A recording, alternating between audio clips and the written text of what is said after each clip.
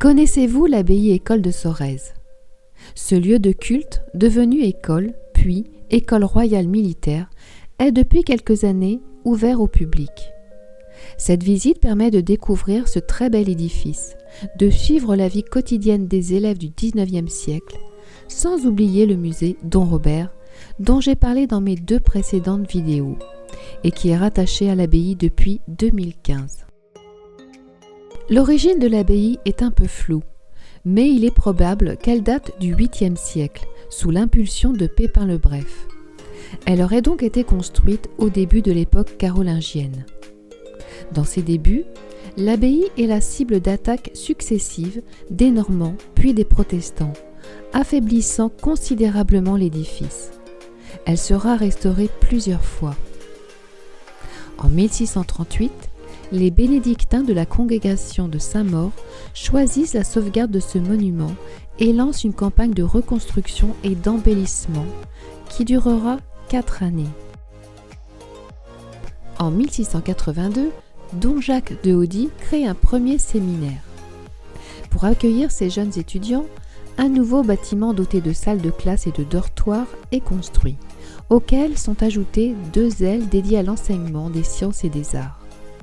À partir de 1759, Don Victor de Fougeras met en œuvre un plan d'enseignement novateur en proposant à chaque enfant un programme adapté en fonction de ce qu'il est et de ce qu'il souhaite devenir, et élargit ainsi le nombre de disciplines enseignées.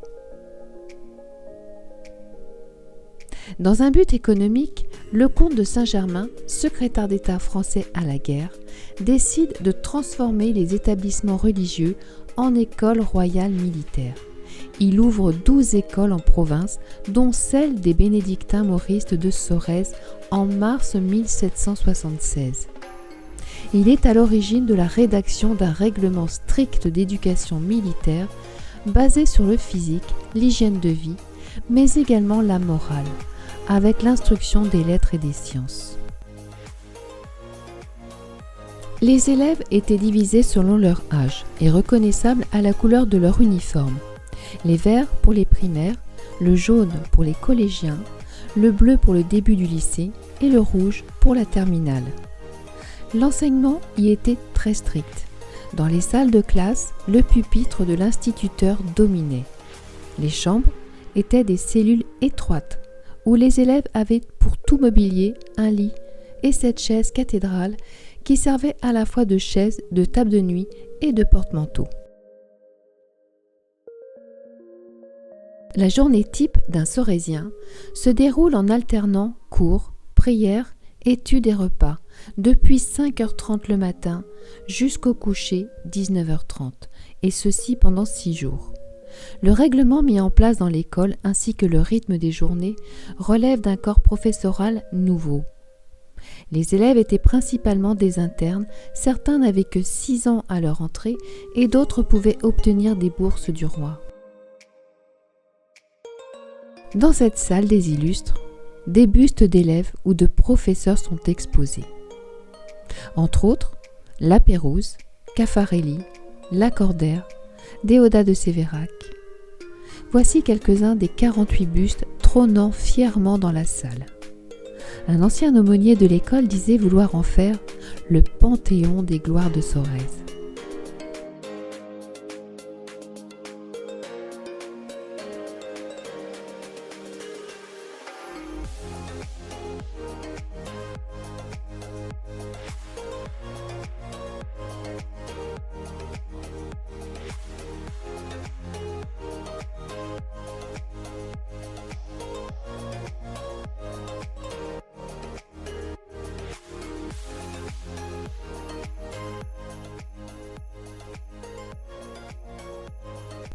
Après la Révolution, les écoles royales sont supprimées. Celle de Sorèze ferme ses portes en 1793. L'école est classée parmi les meilleurs collèges de France durant le XIXe siècle.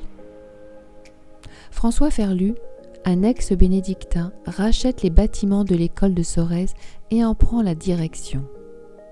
L'abbaye devient alors une école privée sous la direction du père Lacordaire qui contribuera à donner un nouveau souffle à cette institution entre 1854 et 1861. Malgré son décès, c'est grâce à lui et à son impulsion que l'école va perdurer plus d'un siècle. Sorèze est une école où la religion, les lettres, les sciences et les arts se partagent les heures d'un jeune homme, afin de jeter en lui les fondements d'une vie d'homme, disait Lacordaire. L'abbaye servira ainsi d'école jusqu'en 1991, où la vétusté des lieux impose sa fermeture après avoir vu passer 23 000 élèves.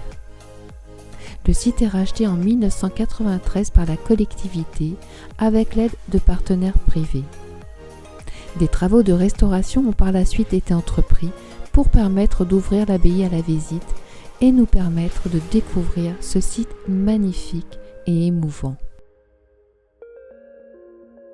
À l'issue de leur scolarité, les Rouges, élèves de dernière année, avaient pour coutume de graver leur nom sur les murs de la cour, laissant ainsi, pour l'éternité, une trace de leur passage.